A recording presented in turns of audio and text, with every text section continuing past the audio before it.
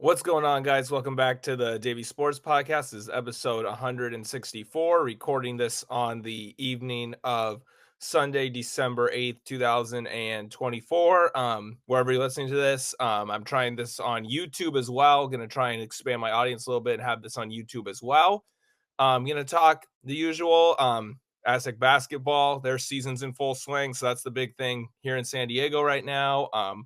Have a quick note on Aztec football as well. MLB offseason's heating up a little bit, including the move everyone was waiting for happening tonight. And then I'm going to talk a little bit of NFL and college football as I usually do at the end. So we're going to start with Aztec basketball, like I said. So they had some slow starts this week in their two games against Fresno State and USD, but they did end up winning both relatively comfortably. They won by 22 at Fresno State and 17 against USD.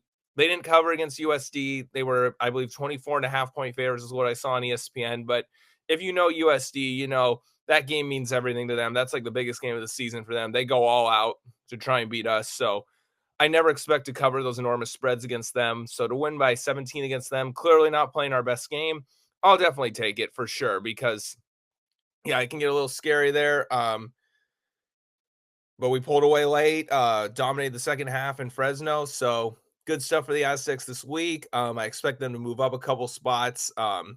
Pitt, who's 18, lost to Mississippi State. North Carolina was 20, although their loss was to Alabama, who's a top 10 team. So I don't know how much that'll hurt the Tar Heels, but still expect the Aztecs to move up a few spots at least in the rankings this week. Just wanted to talk about the games real quick, about the players in the games. Guath, it was the Magoon Guath show on Wednesday, and Farrell Compton was good in both games, but Saturday, Guath was, didn't make an impact offensively. So Nick Boyd stepped up big time on Saturday. It goes to show the depth of this team, how many weapons they have. They can beat you multiple ways. If one guy's not having a good game, other guys will step up, and that's going to help even more when Reese Waters comes back, because then you can just play the hot hand, every game. You don't have to rely on a guy to get going if he's struggling. So I think that's why this team is going to continue to be really good. I do want to say that, like I said, Guath had no points on Saturday against USD. So I just want to say that we got to slow the roll a little bit on, oh my God, he's going to get poached by the big schools because of NIL. How are we ever going to keep him? It's like, slow down on that, guys. Slow down a little bit because he's still up and down. He's still raw. He's still, figuring out how to get the consistency in his game.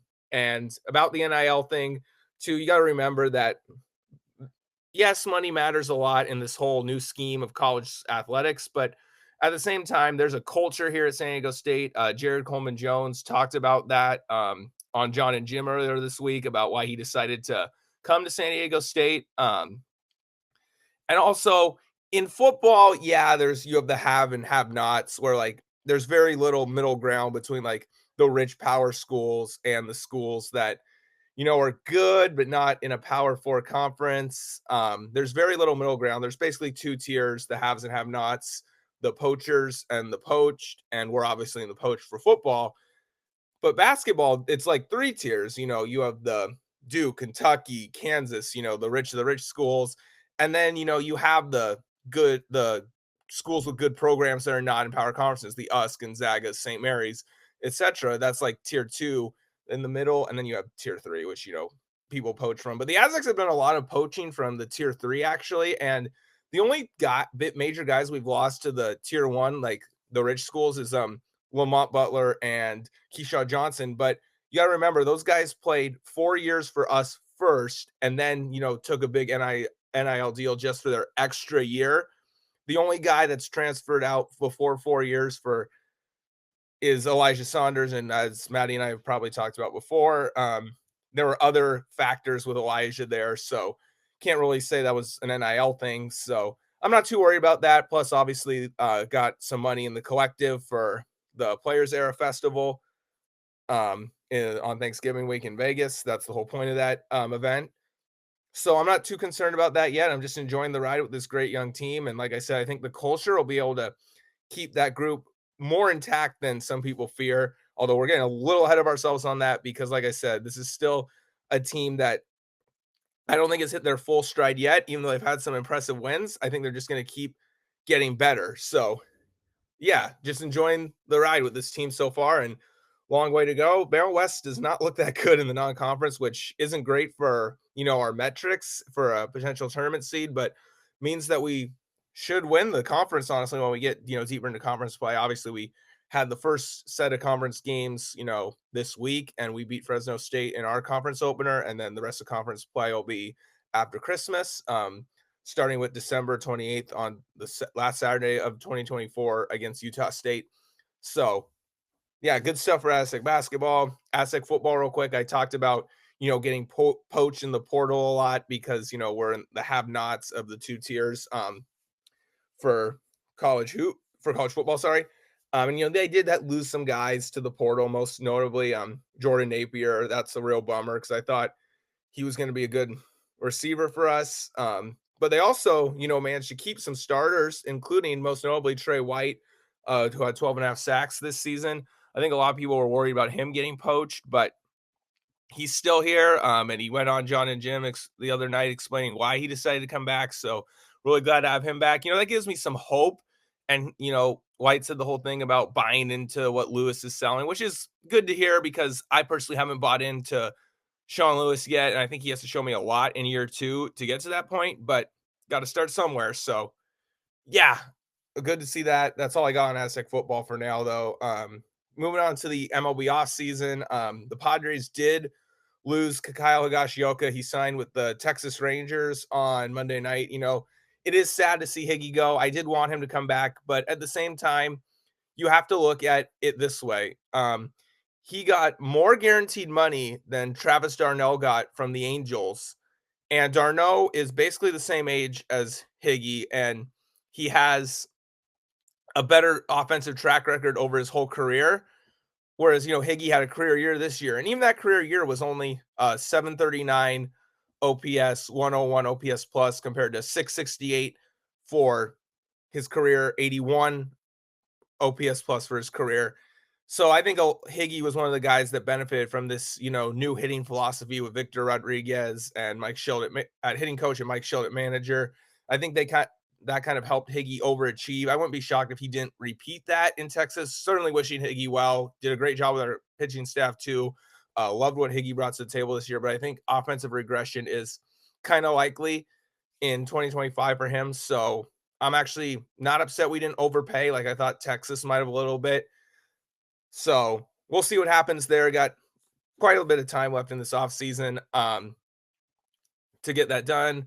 And I think we all got to just, pump the brakes on, what they're going to spend, what payroll is going to look like, and this guy came off the board and we need this. What are we doing? It's like, y'all got to chill on that. Got to chill on calling them, cheap, because that's got to stop. If it was true, then they would have traded Tatis, who has a tradable contract, in my opinion, and they would have traded Musgrove before last season. Obviously, now it would be a lot harder because he's going to miss 2025, but they would have traded those contracts that look reasonable the way contracts are going up. I'm going to make a little note about Tatis's contract later on in this segment, talking about the Padres and the MLB offseason. So if they were really cheap, they would have done that. I mean, if they didn't make a single move, they would be one of the higher payrolls. I think people need to realize that because it's going up naturally because Cease is getting more in arbitration, and Miami pretty much paid for Ariza's arbitration this year, but we're going to have to pay for it in 25. So I think people need to realize that. And what people have to realize too is that people are like, well, you sold out, you cut payroll, you sold out almost every game, made the playoffs, got playoff revenue. You should be good to go to spend for 2025. Unfortunately, it doesn't quite work like that. There's these budgets have like multi-year plans. 2020 COVID, everybody lost money, empty ballparks. 2021 had a limited crowd, 20 to 25% until June. Almost half the home schedule was played with limited capacity that year. And then 21 through 23, 3 straight seasons, you were over the luxury tax. You only got to the playoffs to get postseason revenue once in that span. That was 2022. And you lost the TV deal in 2023. So a lot of factors in there. So it's not like, oh, well, you did well this one year because the team wasn't as expensive. You still sold out every game and got playoff revenue and playoff games at home. Like that should help that should mean the payroll should go way up. Unfortunately, it's a multi-year budget kind of thing, guys. I always reference this Ryan Phillips tweet from November of last year where he said, Ryan Phillips, by the way, at Rumors and Rants on X, he's very connected with the Padres front office. He has very good sports takes, particularly if you are looking for stuff about the Padres, USC, Indiana, a little bit of Lakers, and criticizing bad sports owners. Ryan's great for that stuff. Good guy, really good takes. You all should follow him. He said he is pretty well connected with the Padres front office, and he says stuff like, well, 23, even if Seidler was still alive, 23 would have been the high water mark. They always plan to bring the payroll down, 24 and 25 to rely on more on minor leaguers coming up, like we saw with Jackson Merrill this year. So that has to be something that you keep in mind. Also, remember, at the beginning of spring training in 2023, Grupner was standing next to Peter Seidler when he did an interview and he was talking about, at some point we have to get back to profitability and working on things for that. So, and he was standing next to Seidler when he said this in spring training 2023.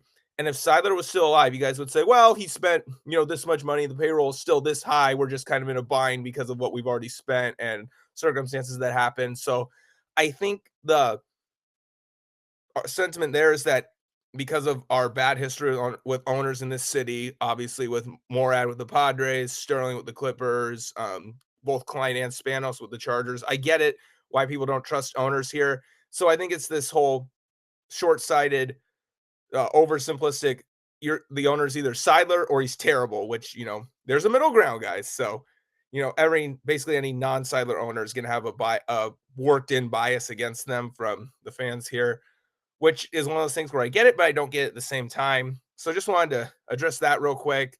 And it's only December 8th as of the time of this recording. We got over 2 months until pitchers and catchers report. We got a long way to go this offseason. I don't think anybody truly knows what the money situation is. The only thing that I can say that I've heard that seems, like it's a little concrete at least, is Robert Murray in one of his live streams from Baseball Insiders said, what I've heard is that they have some money to work with, but some money to work with, some flexibility, but they're not going to go crazy like they have in past years. And that doesn't seem like too bad of a situation to me. So, I mean, I think it'll be okay. I think they'll figure it out. I mean, Preller's better on a budget anyways. We saw this last year compared to 23 and 21.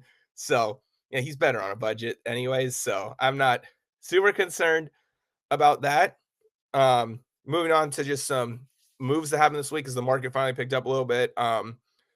Luis Severino going to the Athletics. I mean, I'm shocked that that organization decided to dump a lot of money on a player because they never done that. And that's just honestly a slap in the face to Oakland that they leave Oakland. They finally give out the biggest contract in franchise history. It's hard for me to say how that is going to work because I don't know how the ballpark in West Sacramento these next 3 years is going to play. Severino's contract will be up before they, make it to Las Vegas. So the Vegas ballpark doesn't, which obviously hasn't even been built yet. We won't know the dimensions or anything. That won't matter. And we don't know how the ballpark in West Sacramento is going to play until they actually play a season there. So yeah, I mean, it's hard to say how that's going to work out, just because, again, we don't know how Suter Health Park's going to play. Willy Adames, the former Milwaukee shortstop, signed with San Francisco. I know some people will be like, "Oh, well, we're doing nothing, and our division rivals are getting better." But Willy Adames is a nice player. He does not make the Giants 13 games better after losing Blake Snell. They finished 13 games behind us in 24. We won 93 games. They won 80. So, I mean, yeah, cool. It happened. The Dodgers signed Michael Conforto tonight. 740 OPS in 2 seasons since coming back from a major injury.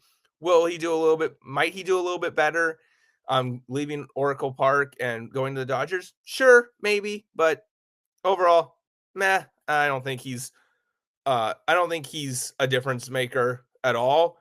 And now we'll get into one more. Tyler O'Neill, Baltimore Orioles, 3 years, $49.5 million. I actually like this for Baltimore. he seems like a more complete player than Anthony Santander, who I'm not sure will repeat what he did in 24 anyways. So I kind of like this deal for Baltimore. I think he'll be good there, especially because they're moving in that stupid wall a little bit. I mean, they moved it back way too far. They're moving in a little bit. So I think Tyler O'Neill does well in Baltimore. I like that signing for the O's. And now we're going to get into the big move. It happened just a couple hours ago, the one everybody's been waiting for. Juan Soto, he signed with the New York Mets. I will just say one thing right off the bat is that I was glad it wasn't the Dodgers. Not the reason you might think, though, because like I've said on here before, like Dodgers can sign anybody they want. They can get Sasaki next month instead of us. Whatever. Like, obviously, I would rather us get Sasaki, no question. But I'm just saying, Dodgers can get whoever they want. They can win however many regular season games. You win if you get into the playoffs, anybody can go 3-2 or 4-3 against them in October. So just worry about getting into the playoffs and take your chances there. Keep getting to the playoffs year after year. Sergio M. Quintero, great friend of Maddie and I on Twitter/X. You should go follow him. He has great takes. He was repeating the whole 54% win percentage thing by Jerry Dipoto, Seattle's GM, that from last year that kind of got mocked, but in a sense it's true. Like if you win, 88 to 90 games, you'll probably be a wild card. And if you win 90 games every year and you're a wild card every year, eventually one year you're going to go on, get hot, go on a run and break through. So I just worry about us, doing what we need to get to the playoffs. Don't worry about trying to keep up with the Dodgers or anything like that. So I don't care that. So I wouldn't have cared if he went to the Dodgers in that sense. I just am glad. The reason I'm glad he didn't is that it would have, started this after Snell went there. It would have started this trend of like almost like ganging up to like ring chase, like we saw in the NBA in the 2010s. And I just don't want baseball to go down that path. Even though the randomness of the playoffs, leads to, the best team not always winning, but still, like, you don't want baseball to go potentially go down the path the NBA went down in the 2010s of these star players ganging up on like a couple teams to try and ring chase. Like, I don't think that's good. So that's why that is the reason I'm glad he didn't go there, not from a competitive standpoint. Because like I said, I don't concern myself with trying to keep up with them. I just concern myself about getting into the playoffs year after year and see what can happen.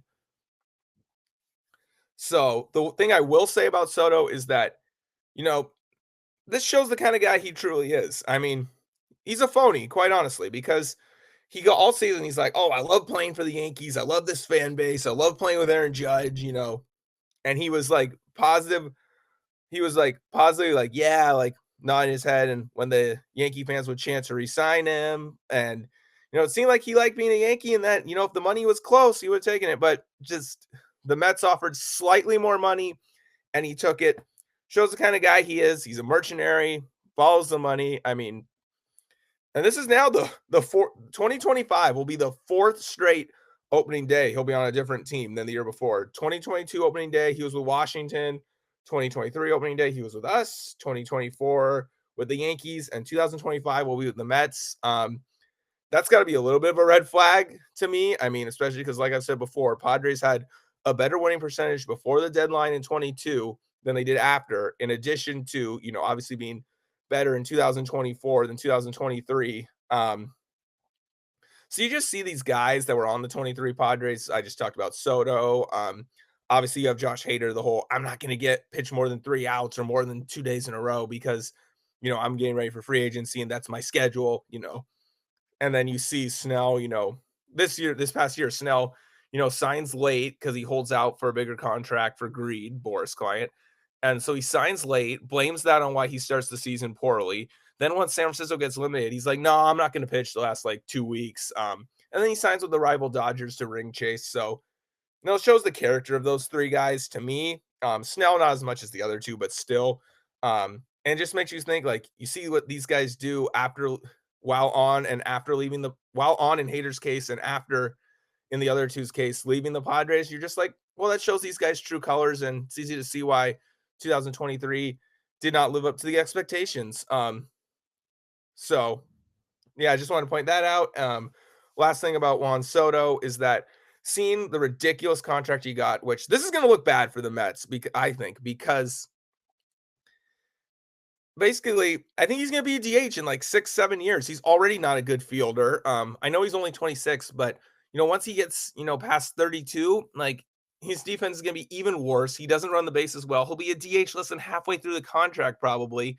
Um, he is not Otani as much as he wants to think he is with this contract he got. He is not Otani. That's a totally ridiculous contract, in my opinion. This was like several hundred million higher than we thought it was going to be when we traded for him, and there was talks about us signing him to a long-term deal. So makes me so, and I don't think he's worth it, like I said. So makes me so glad we traded him and got Michael King, who might be our best pitcher, and Higgy, who had a nice, really nice season for us, big part of our success this year. And then Soto goes to the Yankees, spends 1 year where they don't win the World Series there, and then he leaves. So I'm so glad we traded for him and got players that helped us in 2024 to boot, rather than, try to re-sign him. It makes me really glad. And basically, like I said, like he kind of proved he's, just follows the money and he's a total phony. I mean, Judge wasn't, actively recruiting him to come back. He was like, if he comes back, cool. If not, oh well. So might say something about him and what he's like in the clubhouse. So I was one of those guys who was like, a lot of things went wrong in 23. I mostly blamed Hader and like possibly Grisham for like clubhouse problems, Grisham because of his laziness. But the further away we get from it and how we handle this free agency kind of shows again who he truly is. I thought the booing was stupid when some Padre fans booed him when the Yankees were here in May. I didn't agree with that because, like I said, I didn't really think he was a problem, but because Padres are kind of struggling, to around that 500 mark for 3.5 months. So you figure like, well, it's obviously, maybe we could use him, especially because King didn't have the greatest start to the season. He had kind of a rocky April, but as the season went on, you could say like, maybe maybe this team is better off, without him. Once they went on that run late in the season. And now again, going cross town to the Mets after putting on this show like he loved playing with Judge and playing for the Yankees. Shows he's all about the money, total phony. So I say one thing, closing out about Juan Soto. When the New York Mets come at the end of July to Petco here in San Diego, boo his ass. I mean, yeah, he showed because he showed who he truly is. Boo his ass when the Mets come here in late July. I'll say it.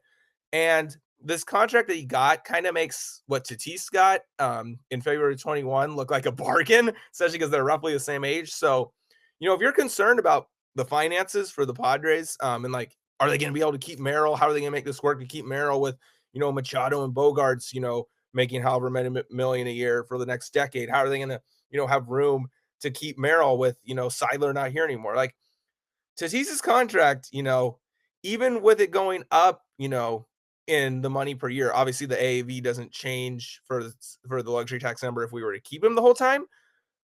But even, say it's 30 million AAV the rest of the contract in a few years. Even that would look like a bargain compared to, a Juan Soto kind of deal. So if Tatis can stay healthy and stay out of trouble these next couple of years, and you could get a haul for him, like actually make your team better, with the players you get for him and free up money to extend Merrill. So that is something the Padres should consider in a few years if he, stays healthy and stays out of trouble and is the Fernando Tatis Jr. we know he can be these next couple years.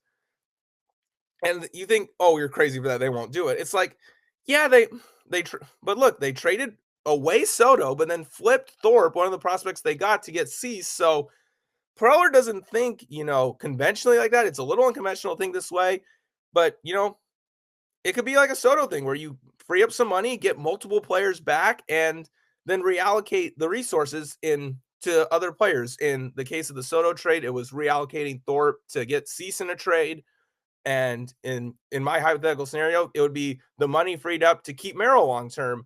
And I know people might say, like, you'd really choose Merrill over Tatis. It's like, yeah, Merrill has no history of off the field issues at all, and he's 5 years younger than Tatis, and he's a center fielder. Like, yes, I would, not even a question.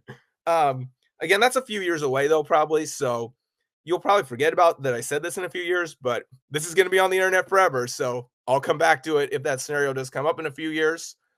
Yeah, moving on from baseball. Gonna talk about football. We had college football. The conference championship games for this weekend. We now know the playoff field, and I'll just talk about the conference championship games real quick. Arizona State, man, what a Cinderella story for them. Last in the Big 12 in the preseason poll. Their young coach in Dillingham, they whooped Iowa State. They're in, and they got a bye as the 4 seed. What a story for the Sun Devils. Sketabo, the running back, is a total beast. The quarterback, Leavitt's pretty good too. Like I said, they're well coached, really good young coach. Very happy for the Sun Devils. What a story. Clemson, rallied from that tough loss to South Carolina to win a wild ACC championship game to get in. So, they obviously earned it. And I'm really glad the committee did not punish SMU for losing the ACC championship game and still put them in, because SMU, I think, was a really good team. Their only 2 losses this year were by 3 points to BYU, who was in the top 10 as late as the middle of November. By 3 points, and then they lost by 3 points on a last-second field goal in the ACC championship game to Clemson, who's obviously in the playoff. So they didn't deserve to get snubbed. I'm glad that they still got in over Alabama. And all these SEC homers that are upset Alabama didn't get in because, in theory, they would beat SMU or whatever. Well, guess what? If Alabama wanted to be in, they shouldn't have lost by 3 touchdowns to a mediocre Oklahoma team. They shouldn't have lost to Vanderbilt. I mean, Alabama's program just isn't going to be the same without Saban. Saban never beat Vanderbilt by less than 40 points, and they actually lost to Vanderbilt this year. So Alabama made their own bed. SMU earned it. Really glad the committee got that right.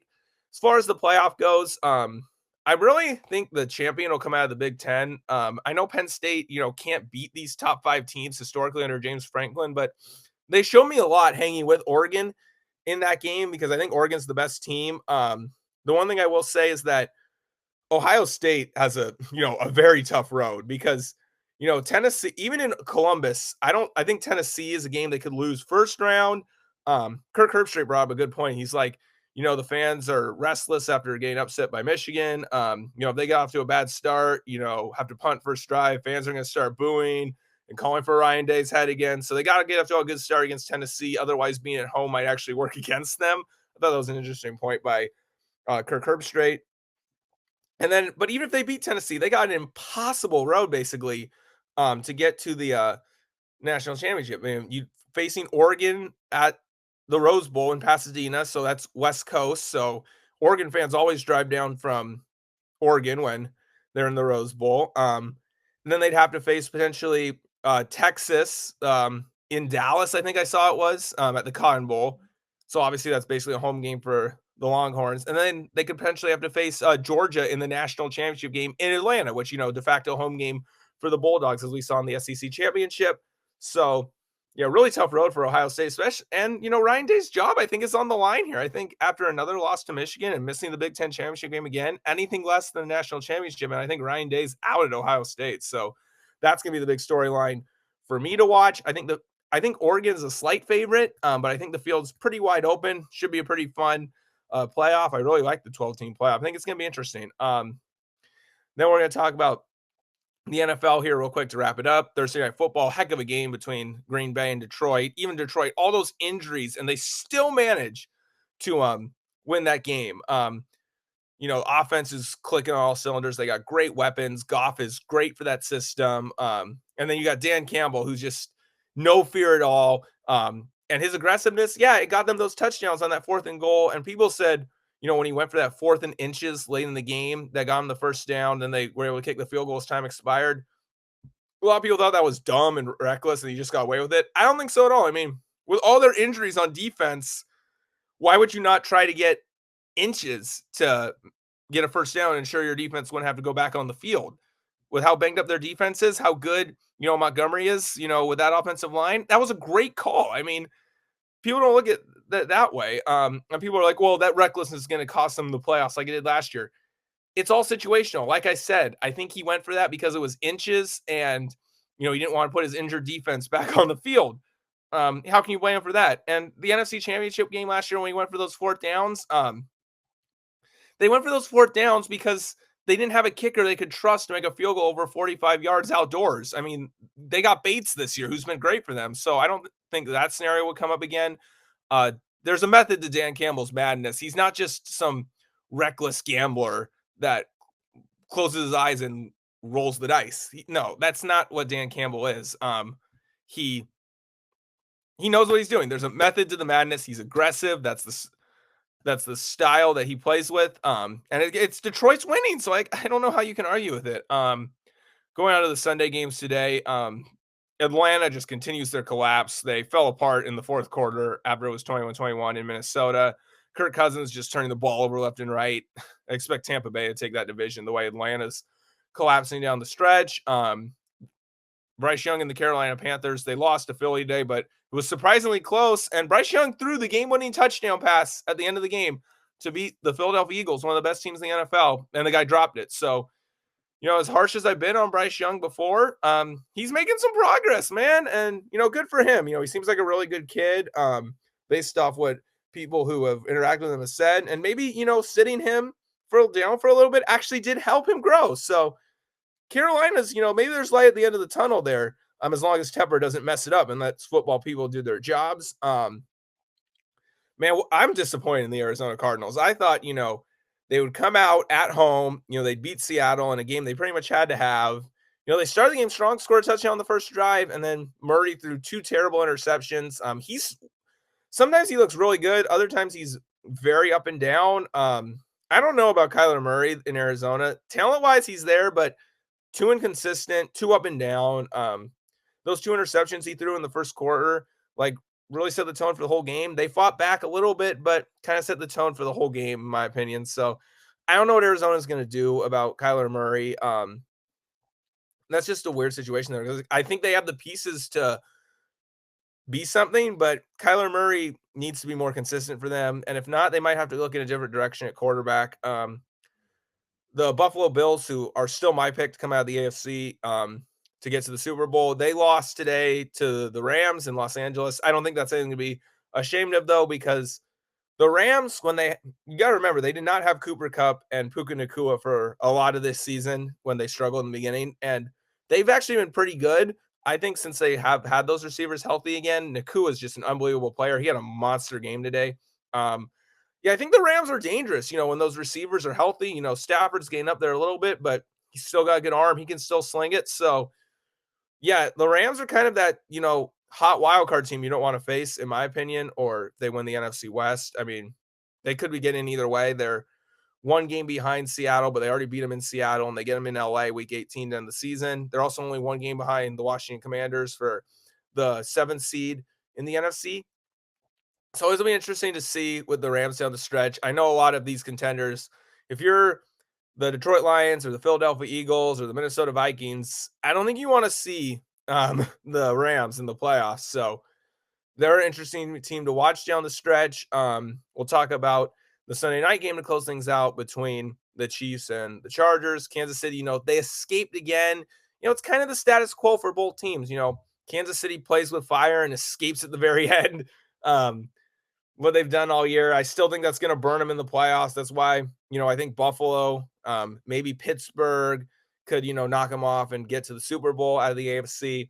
And for the Chargers, it's the status quo. After this game, they're now 1-4 against teams that are currently in the postseason. Their 1 win was against Denver before Denver really took off. That's their only win against a team that's currently in a playoff spot. Kind of shows what I talked about, with them recently. Their strength of victory is a joke.